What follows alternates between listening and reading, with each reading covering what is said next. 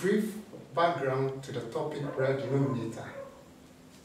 Yeah, thank you very much. The real denominator forms part of the chapter number 11 of Activate Your Success Factor. And in that chapter number 11, the title is 15 is better than 15. And it is quite interesting how I came about this chapter heading, because I was in my usual profession as a lecturer marking some scripts of students, and the first question was over 40.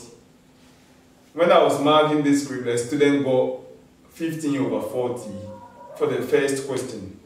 And it's like when you mark and you say, oh, this student hasn't done well, so 15 over 40 is not good enough. But then when I went on to mark the second question, the student got again 15 over 30.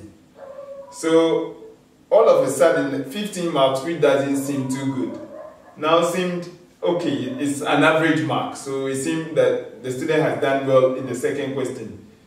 So the question that I was considering was, how come that the 15 over 40 doesn't look good, but now 15, that same 15 over 30 looked good?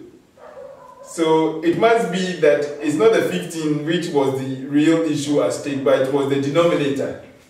So in my thinking, I was reflecting on these marks that has been gotten by the student, and I discovered that whatever you have gained in life or whatever you have gained in an exam, that mark that you have is not necessarily that which will make you to excel or make you to achieve your objective, but it's rather the objective that you set yourself.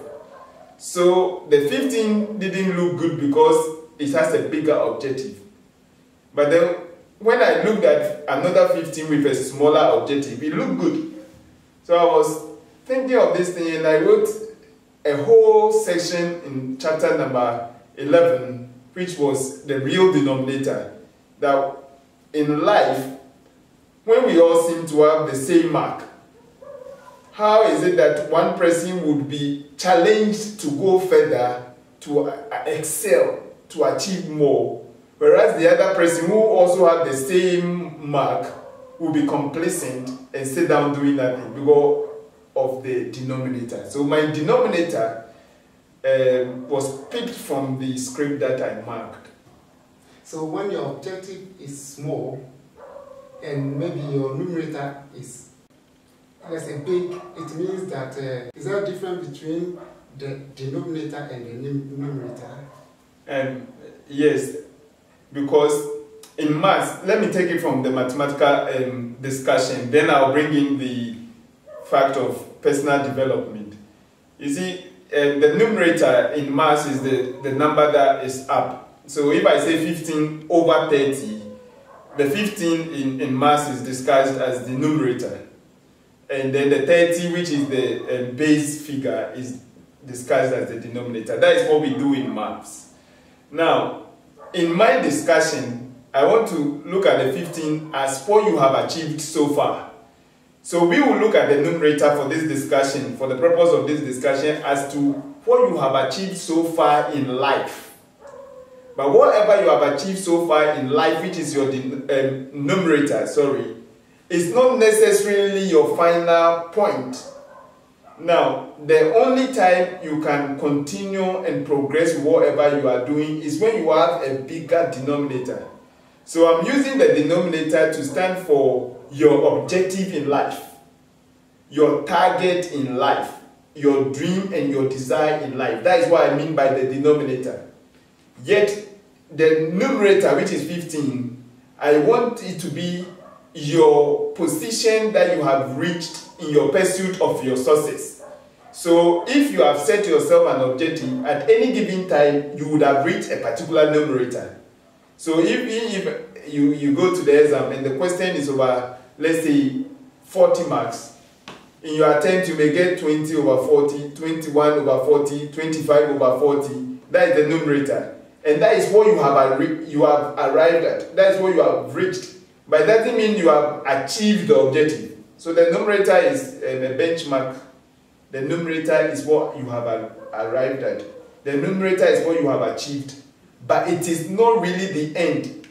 It is not really your target. It's not really your objective. So you have to go further. You have to pursue to reach your denominator. Wow. Yes. Wow. So in short, you want to tell viewers that the denominator is your objectives. Yes, and for every viewer, I want to say to each viewer that you must have a numerator. You must have a numerator. Numerator is an indication of where you have reached. So we all need to sit down and see how far we have reached in life. Wow. You cannot go through life without knowing what you have reached so far or where you have reached so far. But it is not enough.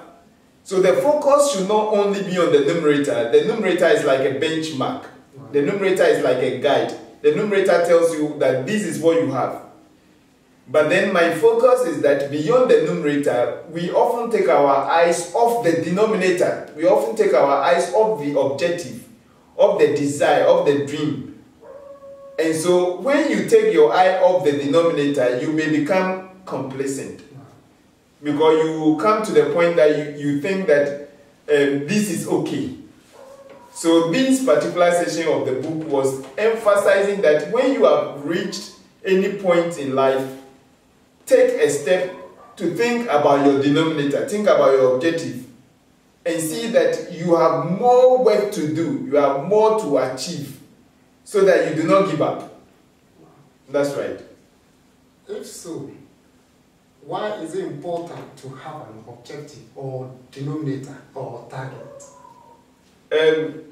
Some people argue that there isn't the need to have an objective, and to have no objective is like you going on a journey without a guide. Wow. You don't know your destination. Objective can be seen like your desired destination. Wow. Now, in the book, I've written in very simple terms that every time you do not have objective, any result at all that you have seems good. Because if you don't have any objective, then in this discussion, if you have 1/30, it will seem good. In fact, 2/30 will seem good. 3/30 will seem good. It is only when you have objective, then you are able to pursue further. You are able to encourage yourself. You are able to press on.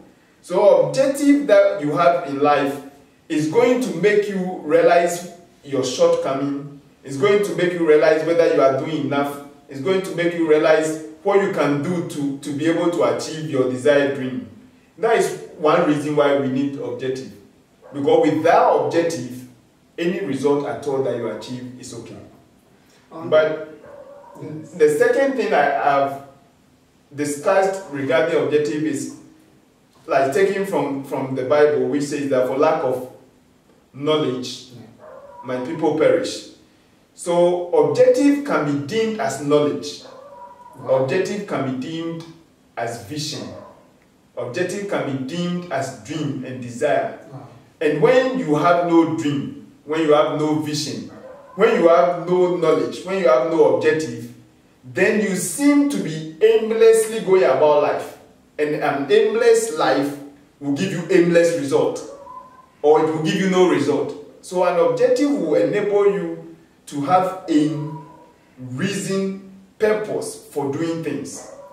And that is why it's important to have an objective. So,